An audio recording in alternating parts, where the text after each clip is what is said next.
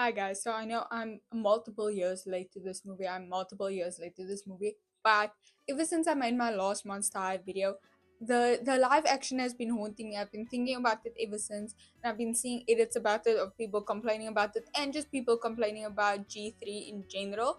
So I decided, you know what, let me bite the bullet and watch this damn movie because I've actually never seen it because I've been avoiding it like since it came out because it made me sick to my stomach knowing that that's what's been made of one of my favorite franchises. But I watched it and I'm irritated. That's if I had to sum the movie up in one way, I would say irritating because I feel like the movie had so many moments for potential, actually, like so many moments of potential, and then at all of those moments it's just it falls flat every single time. And I went into this movie with an open mind, a really open mind, because I was seeing a Reddit post or like people, I just saw people talking, being like, the live action movie isn't even that bad, you guys just have nostalgia blindness, blah blah blah. And I was like, okay, let me give this a fair chance. Let me be calm while watching this because maybe it is nostalgia blindness. It is not.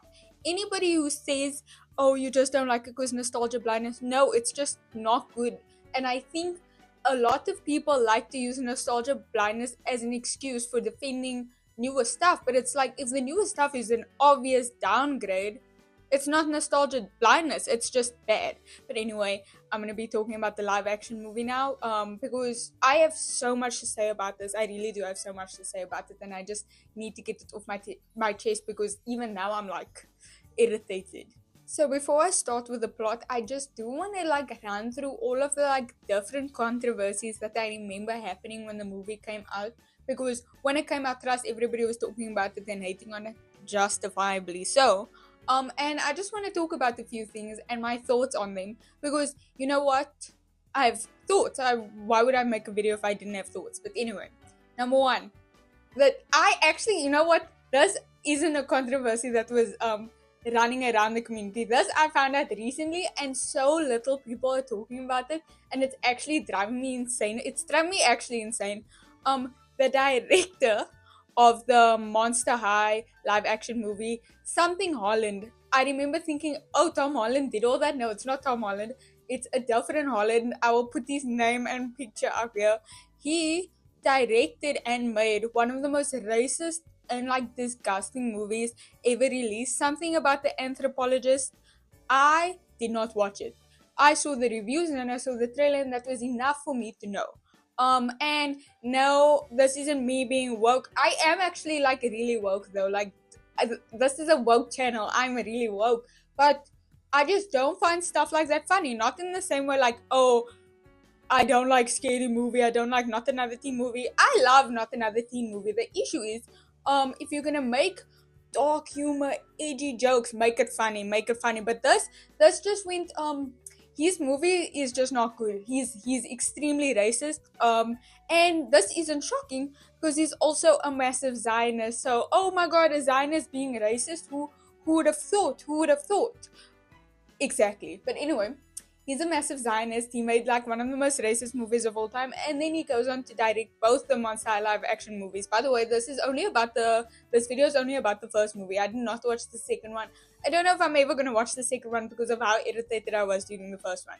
But anyway, the biggest controversy I remember from when this movie came out was the whole thing about the casting, because everyone was like, "Oh, the actress who was cast for Claudine is biracial and not black, and the actress who was cast for Cleo is not Egyptian."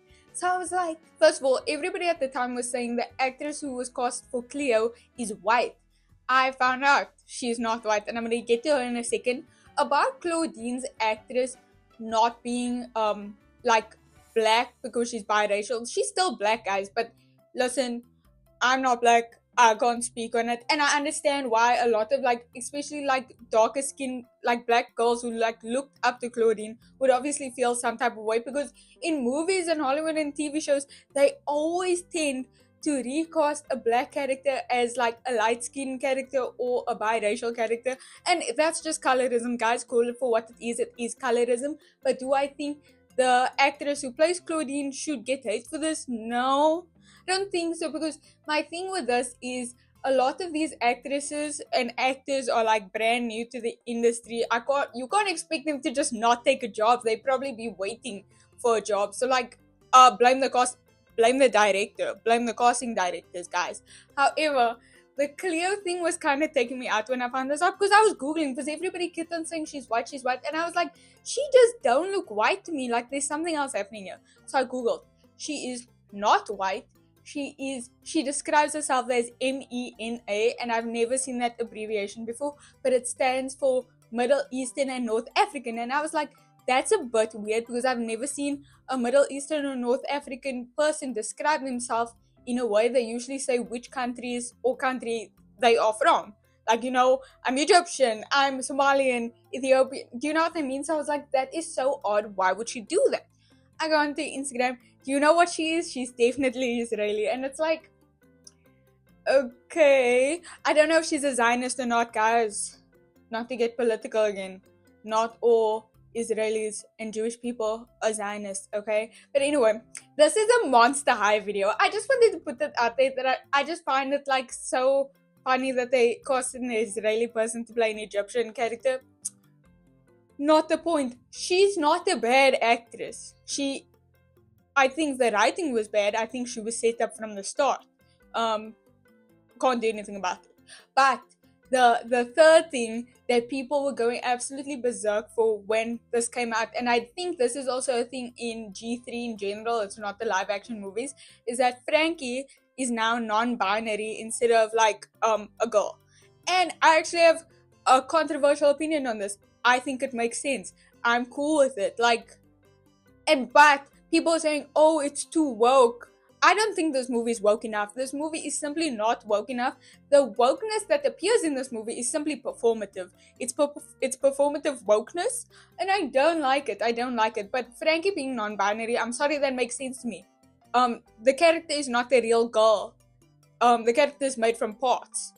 So I'll be trying my best to refer to Frankie with they, them pronouns, but like that's a bit difficult because in my head I'm thinking of like G1, G2 Frankenstein. So like, guys, please, I actually am trying my best. But like, I think the movie's not woke enough, because if the movie was woke enough, they'd follow the actual canon and make Claudine a lesbian, which we know she is because it's confirmed.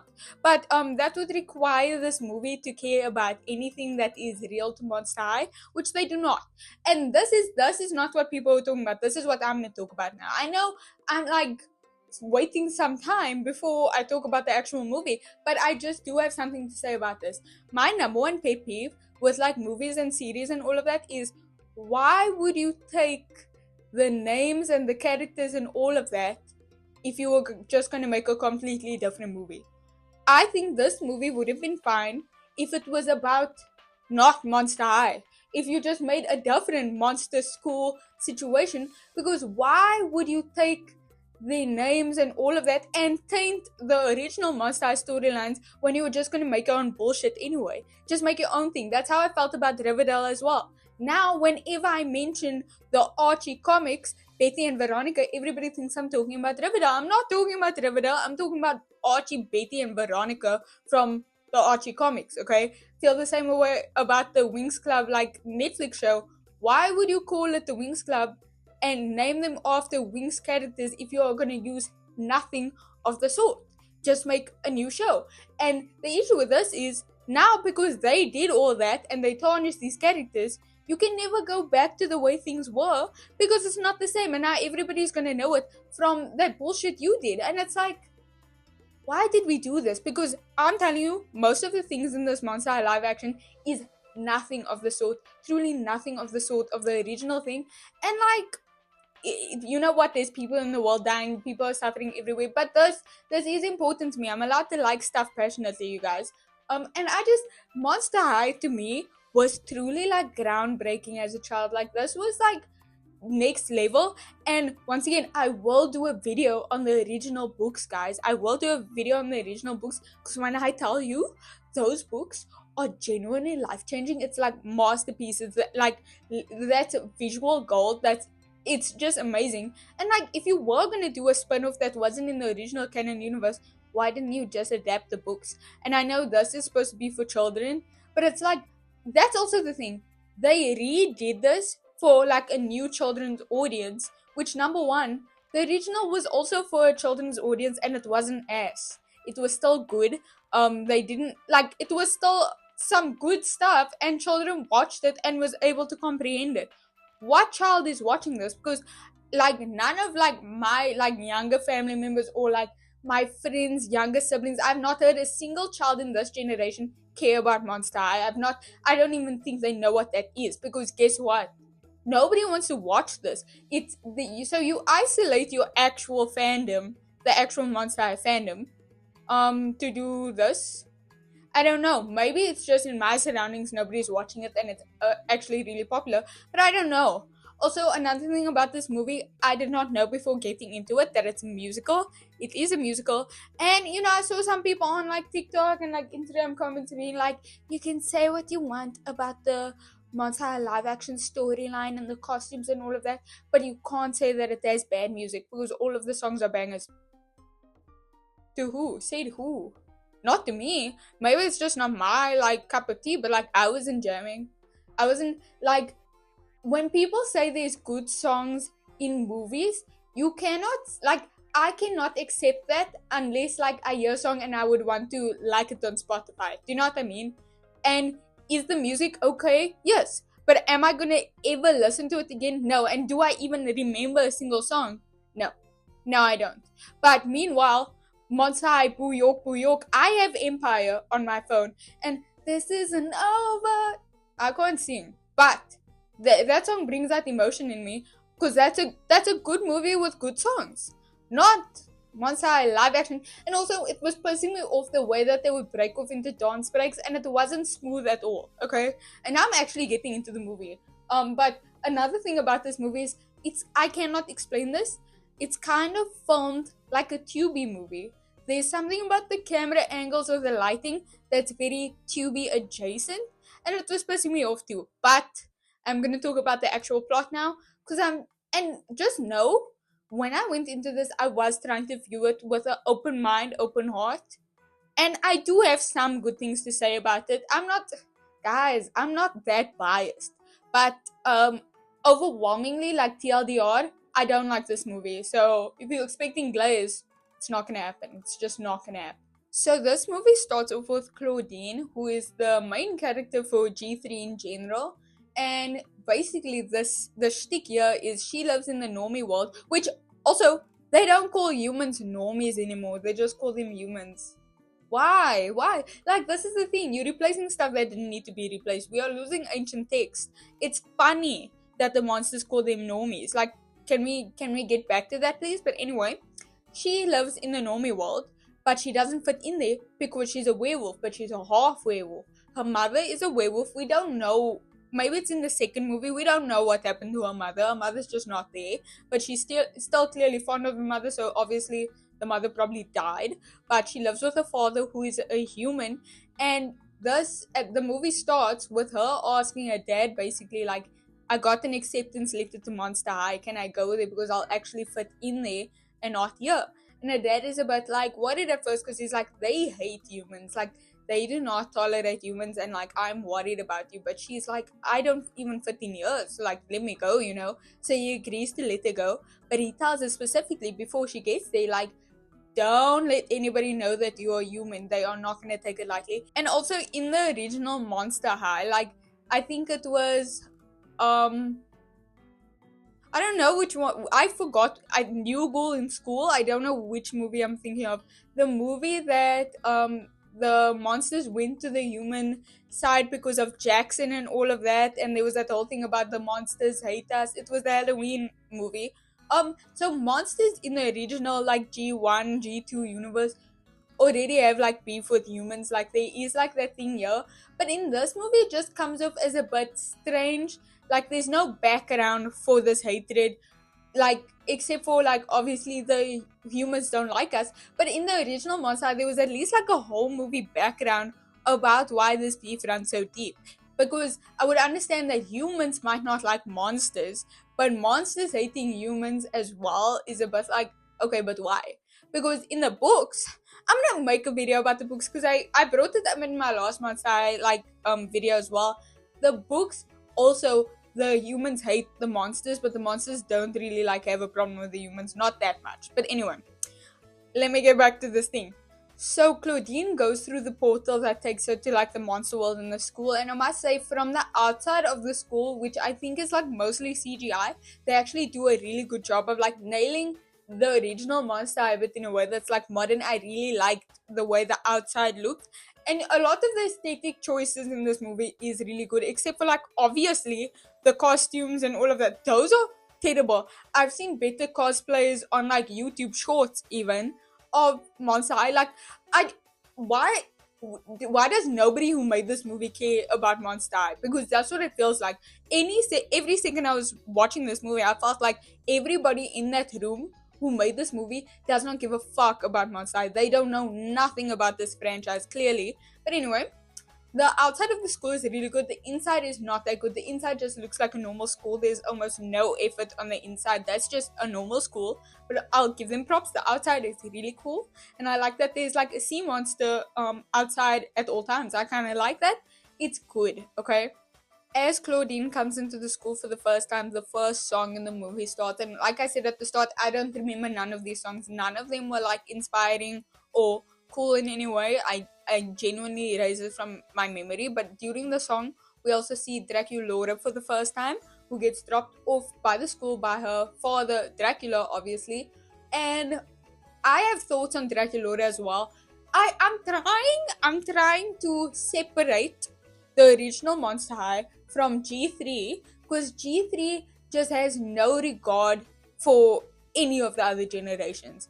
It's like it just like pretends that it doesn't exist, because Draculaura is one of the most beloved Monster High characters of all time. I would say like most people like have her as their favorite. She's not my favorite, but like I know she's like one of the most liked, and it's because she was a unique character for the time. Somebody who was unafraid to be herself. She was unafraid to be cheerful. She has her heads in the clouds. I like that about it. But no, the new Draculaura, G3 Draculaura, I don't know if it's like this in the animation as well, but at least in the live action, she's like this. Too cool. Not in the way like Cleo. It's like, oh, like I'm so irritated with everything because it's just like, oh, you know, like cool in like a nonchalant way, but it just comes off as annoying. And is this movie made for children? Yes. Am I too critical of it? Yes. But the thing is, once again, the old movies were also made for children, and those were good, and these are bad, okay? And if anybody's like, oh, but okay, are you comparing it too much to the old generations? Then don't make this a Monster High thing. Do not put it in the same franchise if you're just gonna throw it out. Because also, I need to stop talking about this, but Barbie also rebranded, and Barbie is also like on a different timeline right now that they were back then, and people like to hate the new timeline. I actually watched every single Barbie movie ever, and I'm gonna make a video ranking every single Barbie thing ever, because I watched every single one like within 2 months because I was going crazy. But I did, and these new ones are not that bad. These new ones, some of these new ones, I was like, wow, like I'm actually having a good time. I'm actually enjoying this. Sometimes more than the really old Barbie movies. So it's not that movies are just bad now, or that I have a problem with people starting a new generation. I have a problem when people start a new generation in a bad way, because this is bad, and that's a simple fact. It's just bad. Monster High G3 is bad. Okay. Anyways, after seeing Draculaura, we also see Frankie for the first time, and Frankie keeps on talking about how they are only like 15 days old or something because they were only made 15 days ago. And this is my thing as well. Frankie always made sense to be the main character, at least in G1. Like, it always makes sense to be following Frankie as a protagonist, because Frankie is canonically like just born like a few days before every franchise starts in the books, G1 or whatever. She is just born. I'm saying she because I'm talking about the old Frankie. Please. She was just born, so it made sense to follow her as she learns how to like mingle in the monster world and whatever. And I'm sorry, this half human, half monster thing just is not interesting to me. Like to follow Claudine going through that, because it's just not interesting. We saw it with Jackson in the original one, and Jackson was done in a way that was cool, where it was like a split personality. If you are the same girl, and it's just, oh, sometimes like a part of me is human, a part of me is a werewolf, I don't care. I'm sorry, I don't care. It's not cool. I'm not interested and I'm not entertained. It just makes sense to follow somebody like Frankie, because Frankie is basically a newborn. That's a newborn. But anyway, Frankie is still 15 days old, they are very awkward, and they just want to make friends. But Frankie is also made from the most like historically important figures in history. They used like those parts to make them, basically. So Frankie in this universe is insanely smart, insanely smart. And I know people are mad like, oh, Frankie's not cool anymore like they were in the old one. Okay, like I think there's deeper problems in this new movie than Frankie being cool or not. Like, there's bigger issues right now than that. And one of those issues are Cleo Denial, Denial, the non-Egyptian. She was dating Juice, and then they broke up. Cleo is also not herself anymore. She's nasty. She's nasty and rude, but not in a fierce way. Because in the old Mansai, Cleo was mean. Even to Frankie at the start, Cleo was mean. But she was fierce. She was fierce when she did it. She was cool. And also she showed that like, oh, she really cares about her friends and she'd do anything for her friends, okay? And in this one, Cleo's just like lukewarm. I can't explain her in any way that's positive. She's just like, she's most of the characters in this movie are just very 2D. Like, they don't have any real personality. It's like two traits control their whole performance, and it's very weird and odd to me, and it's just bad, okay? um this movie can be described kind of like House of Anubis, where it's like maybe the plot's interesting, but everything else about it is so bad that it's like, am I gonna put myself through this? You know what I mean? But anyway, Cleo and Juice broke up. We find this out because Cleo is talking to her best friend Laguna. I wouldn't know that's Laguna if I did. You know what I mean? That is not Laguna. Number one, not Australian. Why? Like, this is the thing. Innovations are being made that did not need to be made. Nobody was like, okay, but like, what if Laguna was just not Australian at all? Why? Like, who asked for this? Also, Laguna is nothing of the sort. This Laguna, she's scary, she's weird. She has her only personality is being Cleo's friend. Okay, that's literally all. I do not like Laguna. I do not like Cleo. And onto Juice. I don't like Juice either. Juice is not cool. Juice is not hip and fun like he was in the old franchise. He is just nothing of the sort. And also, he's best friends with Heath, who is not awkward. What is Heath if not an embarrassing mess? If you watch my old Monsai video, you know I have like a deep love for Heath. I don't have a deep love for him anymore because also, if we're talking about like the costume and whatever, nobody looks worse than Heath and Abby. Oh my god, those who designed them? Heath genuinely looks like, as a child, if I fell into like face paint or something, like, and then like sprayed on like that color hairspray. Heath looks terrible. Abby, I'm gonna get to Abby in a second, but Heath's whole character that set him apart from everybody else is that he's a hot mess. That's the entire thing. But now he's just like this Disney decom jock, and it's just off-putting and weird. And Juice is like a hipster who's like trying to break away from his family's image because nobody likes the Gorgons, but like he's trying to make a path for his own, and he's not a bad guy. I don't care. Who cares? Not me. I didn't ask for this. Who did? But anyway, Abby as well, not Russian. Just a side note that I want to add while I was editing this, I found out that the actress who plays Abby is actually Punjabi, and if we want to get into the details of these Monster characters, Abby is technically a Yeti, which would end up originating from the Himalayan mountains, which would make sense for a Punjabi actress to play her because technically Yetis are from that side of Asia. However, then why make it Abby, who is Russian? Make a new character if you want a like Himalayan character. Do you know what I mean? I just don't understand why this had to happen, but technically it would be more accurate for a brown person to play Abby. So yeah, she's just like this generic influencer girl. Keep in mind, these people are barely in the movie. For some reason, they push these identities onto us, and then they just never really have any lines. They show up in the background. They show up at the end for some reason. It's like, we don't know you. We really don't know you, because if somebody was watching this for the first time, you literally mean nothing to them. And if you put them in here for the fans, you clearly didn't do any of this for the fans. This is an insult. This whole movie is an insult. Once again, no hate to the actors, hate fully to the director, the writers. Don't don't make bullshit. Whoever decided to do this, hate to them. Hate to them. Not the actors. Not the actors, guys. Anyways, back to the plot though. Headmistress Bloodgood is there, and I have no thoughts on her either. It's like very much like, okay. Anyway, she's there, and Dracula's father, obviously comes to talk to Headmistress Bloodgood to be like, I've heard talks that there's witchcraft in the school. And Headmistress Bloodgood is like, what? Witchcraft? Absolutely not. We will not stand for this in Monster High. That's like a like top tier offense. And it's like, why? Why? I just don't get it. And they're like, oh, it's human magic.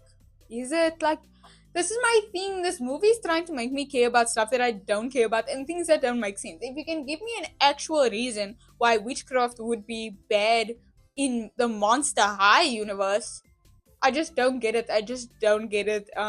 Okay. So now there's this whole thing where it's like, we need to find everybody who's doing witchcraft and stop it. That's like one of the plot lines happening, okay? Another thing that's happening is Claudine is trying to find her dorm. She also meets Julia, who is nothing of the sort. Julia is simply not even herself either. She speaks English now, which, anyway, I'm trying to be cool about this. But you know what is cool about Julia actually is that she sleeps in the school graveyard. You know what? That made me laugh. That made me giggle. I like that. Now you see, that's some good innovation. That's a good innovation. Take notes, because everything else was bad. Anyway, Claudine finds out that she's sharing a room with Frankie and Draculora. And Frankie is very excited to have a friend. Draculaura's all like, oh, like, just don't make too much noise. I'm gonna try to sleep. Like, what?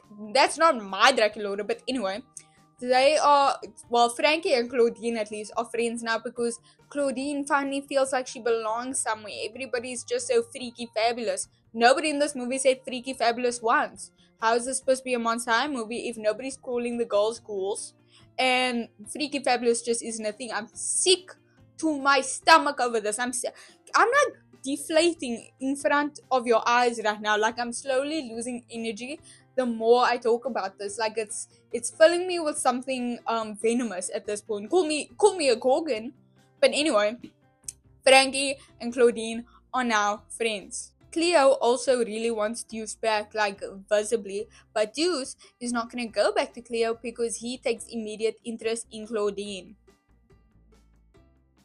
Yeah, right. Like, I don't get it. But anyway, he takes immediate interest into Claudine. I'm trying to be positive about this, guys. I'm gonna try to get through this fast. Anyway, he takes immediate interest in Claudine. Claudine then gets summoned to Headmistress Bloodgood's office, and Headmistress Bloodgood said it's like the anniversary of Founders Day is coming up, and they're gonna have like an elite dinner for like some of Monster High's like biggest investors or whatever, and they want Claudine to be like the student ambassador representative at this dinner, because a lot of these elite monsters were friends with her mother, who also went to Monster High. And Headmistress Bloodgood then asked, like, oh, is your father going to be there? And obviously her father can't be there because her father's human. So Claudine makes this whole lie about it, and while she's lying, her hands start to change from werewolf hands to human hands, and she's like, what's going on? Also, the school is alive, and randomly throughout the one day, like, some blood or goo was like oozing on the walls that said something about like expel the enemy or whatever. Once again, you can't beg me to care about this. But anyway, then Claudine goes and asks Frankie, because Frankie's the smartest person like she knows, and she was asking her like, yo, what does it mean if a monster randomly starts turning into a human? Like, what's that about? And Frankie explains that, like, from the knowledge they know, it's if a monster is half human or half monster, then if they get scared, stressed, or nervous, their body tends to like alter a bit until they calm down. Um, Okay, the stakes in this movie just aren't high enough. I'm sorry, I'm sorry. They are then in the history teacher Mr. Comus's class. Mr. Comus tells them the story about Eddie Hyde, who is basically like Jekyll and Hyde, but like not in a cool way like Jackson was. And then they sing a whole song about it and whatever. And the whole thing about Eddie Hyde was like he was kicked out of Monster High because he wasn't a full monster. And then when he was expelled to the human world, the humans killed him. Okay, but he studied at Monster High and he was working on a potion to turn him into a full human. Claudine hears this and she's like, oh, I'm obviously gonna go and try to get that potion so I can be a full human. So she's in the library trying to look for this whole like potion thing and situation. But then the school like feels alive and the school starts freaking her out or whatever. She gets stressed, she turns into like a full human basically. And then Frankie sees her and like she's like they see each other and Frankie sees that she is human basically. So then Claudine explains the whole thing to Frankie, and Frankie's like, "Of course, I'll help you. We'll go find the like hidden lab that Eddie Hyde used, and we'll find that potion together."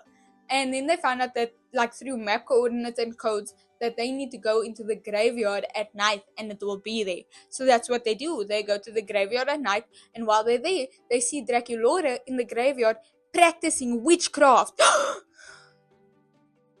That's what the father was concerned about. How dare Draculaura? First of all, Draculaura being a witch. I'm tired, guys. I'm tired. Why are we doing this? But anyway, Draculaura is a witch, and that's the worst crime ever.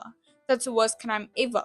But Draculaura sees that they see her, and then they all tell each other their secret that well, Frankie doesn't have a secret, but they tell each other like Claudine is half human and Draculaura practices witchcraft, which is all together the most diabolical thing that could ever happen in Monster High. But anyway, then they sing a song about bonding that like they have friends now, which is crazy because Draculaura was like the original like D1 hater for these girls. She did not want to be friends with them, but now all of a sudden they all tight. Okay. By the way, Deuce offered Claudine help with her like speech for that event, the Elite Monster event for Founders Day.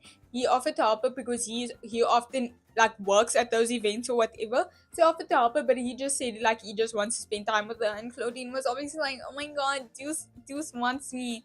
And Cleo is not happy about this. So Cleo told Claudine, stay out of his way. You are like he's so out of your league.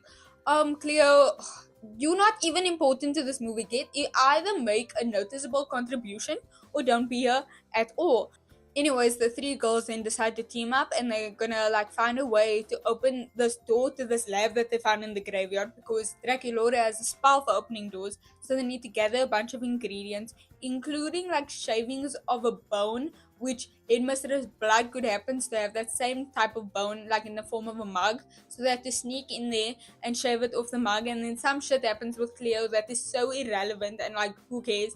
Where Claudine is disguised as Headmistress Blackwood and tells Cleo, just be nicer to people. It's not cool to be mean. Say no to bullying. And Cleo is like deeply affected by that for some reason. I don't know, like did she just never think about that before? Who knows? Anyway, so that happens. They get the shavings and they get everything needed for this potion or like spell thing to open up this door except for snake viper. So snake venom, I think. What is it? I don't know what it's called, but they need like snake venom or something. So Claudine says like, oh, she's gonna get it from Deuce. So she tells Deuce like, yo, like I wanna hang out and do this whole speech thing, but it's all under the guise of getting the snake venom. And then he sings a whole song about like how he feels like Claudine really sees him, despite the fact that she's only been here for like a week. But he feels like she really sees him. And then she's like, wait, like I feel like you see me too. But then she couldn't get the snake venom, so eventually she just asked him like, yo, I lied about this whole thing, can I just get some snake venom? And he's like, yeah, sure, like I don't really care, do what you want. So that is resolved quickly, but like Cleo, no, exactly. Claudine and Deuce really like each other. They really like each other. And I'm supposed to care about this knowing Cleo and Deuce is the OTP. Anyway, so they do that. They go to this lab door and they try to break it open, but unfortunately, the spell does not work. It is not strong enough, and Dracula is like, oh, I guess I'm just not that good of a wizard yet.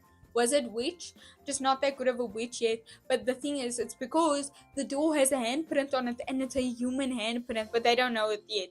I spoiled that for you. I'm sorry.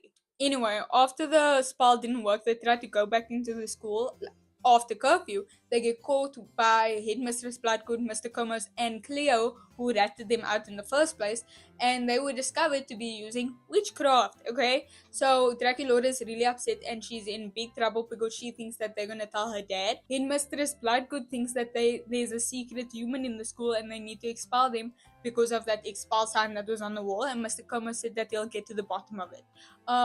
Claudine obviously feels like this is all her fault, so she wants to now leave the school, and she doesn't get time to talk to her friends because Dracula is too upset about this to talk. So Claudine just packs her bags and leaves. So she's back in the human world for literally a minute before Dracula and Frankie come out to talk to her and be like, no, we still love you, like we're still friends and you belong at Monster High, so come back, you know? But during this discussion, Claudine has like a whole breakdown and she falls on the floor, and because she's stressed, her hands are human.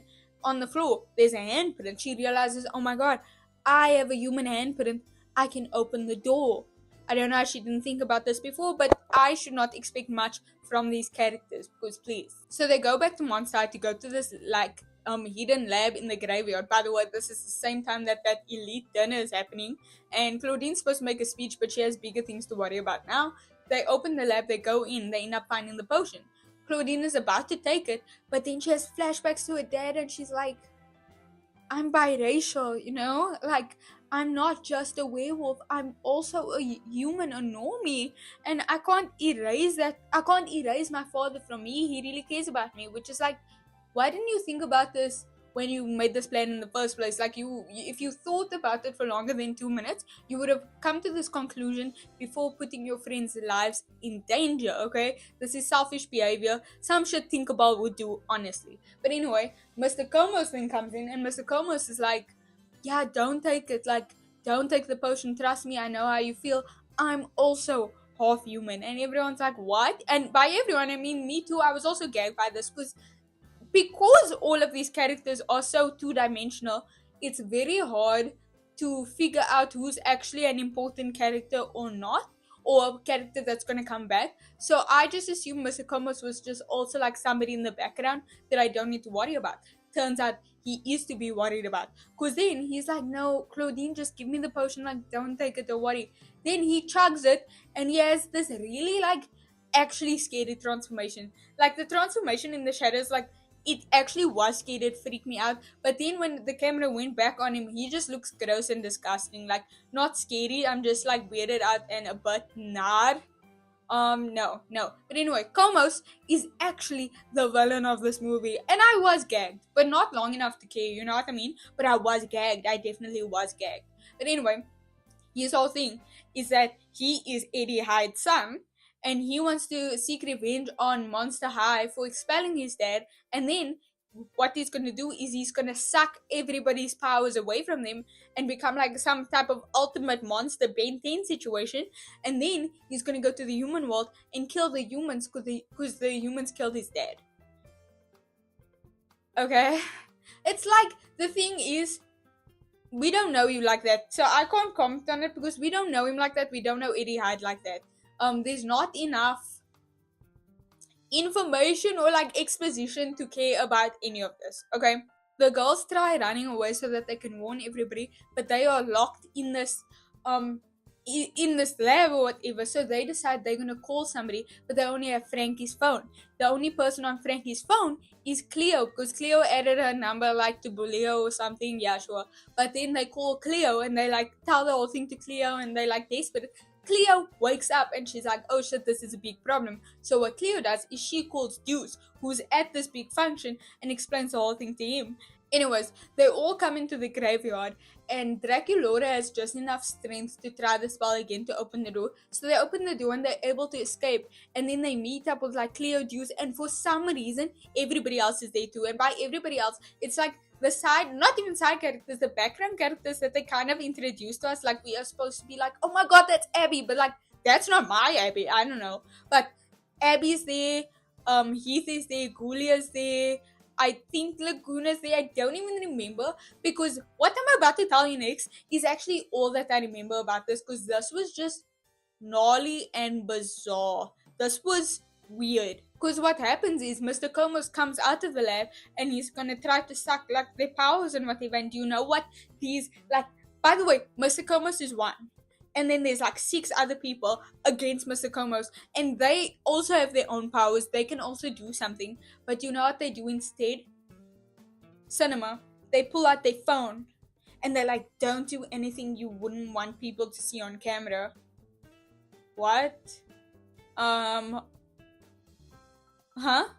So he obviously is like, girl, I don't care, like who gaff? So he attacks them anyway, and it's like, why did all, and I'm telling you, they all pulled out their phone and they thought, oh, do you know what's gonna get them? If I do a TikTok live. Thank you for the galaxies. Like, who thought this would work? But they did, and Mr. Comas was like, I don't gaff, and he attacked them, and what he did was he sucked Deuce's powers, and then he turned Deuce into stone. And what should have happened is Deuce should have turned him into stone in the first place. But anyway, Deuce gets turned to stone. Claudine is like, no, Deuce, Deuce. And it's like, you don't know him. You don't see Cleo, who's been with him this entire time, like before this movie, going on like this. But Cleo then comes to Claudine and she's like, Claudine, he'd want you to do this. Do what? I'm thinking. Then what they actually do is they reheat Percy Jackson's nachos, where basically Claudine uses the selfie camera that Comas looks into, therefore turning himself into stone as well, therefore beating this entire thing. We did all of this for what? And because Comas is now gone, all of the other spells is reversed, and Deuce is back to normal and he's not made of stone anymore. By the way, this entire time, because Claudine is sick to her stomach, nervous and scared, she's human right now, which is why she went up against Comas, because Comas can't steal her powers if she's in her human form, obviously. But then afterwards, Bloodgood comes and she's like disgusted by Claudine's human form, so Claudine thinks she's expelled. So the next day at school, she sees her father there because they invited the father because they thought like she was going to get expelled and she has to go home. So she's saying goodbye to everybody, and then Bloodgood makes an announcement that they've decided to allow humans in Monster High overnight. Why? Like, Headmistress Bloodgood and Dracula just had a talk about it like right after this happened, and they decided that they're gonna rewrite the entire school charter to allow humans to come to Monster High so that like Claudine can stay. And it's like, this is weird because you're clearly backtracking on multiple years of like Monster High history, and it's like maybe if there was more exposition and more like development on like the school's end, this would make sense. Like genuinely, if they just cut one song, you could have like thought this out more, but they didn't. We had to have all of these bullshit songs that all sound the same, instead of giving actual character development. And I'm sure you can see my frustration and irritation throughout this whole video, but this is just genuinely my point. Those who say that this movie is bad because of nostalgia blindness, I mean, those who say this movie is good and people only say it's bad because of nostalgia blindness, you're just wrong. I'm sorry, this movie is not good. In the slightest. And I just did not have a good time at all. But I am glad that I watched it because it really makes me appreciate traditional Monster High more. What the franchise was supposed to be. And maybe this will give me the motivation to actually make the video about the damn book. But yeah, that's how this movie went. And the issue is, I felt like at so many moments there was concepts that I really liked, but it's just not good enough. They take these ideas and they just throw it away.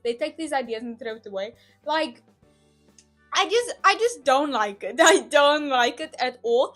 Things resolve so quickly, and it felt like things in the movie were moving at such a fast pace, yet nothing was happening the entire time. Like, things were happening, but nothing that anybody would care about. So I was frustrated the entire time, but maybe I'll watch the second one. Maybe I'll watch the G3 like cartoons, because I've seen a, you know what, I've seen a bit of the G3 cartoons, and it's like I kind of like it in a way that, like, yeah, no, I get it and I understand it. And I think that is an acceptable, like, if you did want to rewrite the law, I find that kind of acceptable. But this live action, unacceptable, because not only is it completely disregarding everything else, it's also bad. So if you're gonna rewrite it, you better make it acceptable, is the thing. But anyway, this was me kind of ranting about the live action movie. Was I talking about the plot? No, I was talking about my own shit. But anyway, hope you guys enjoyed it. You guys can subscribe. Maybe I'll do another Monster High video soon. I probably will, because I really want to carry on watching the old ones, and obviously the books. And I'll do other stuff as well, guys. Just subscribe. But anyway, I don't know what videos next. But there will be a video. There will be a video. But anyway, bye.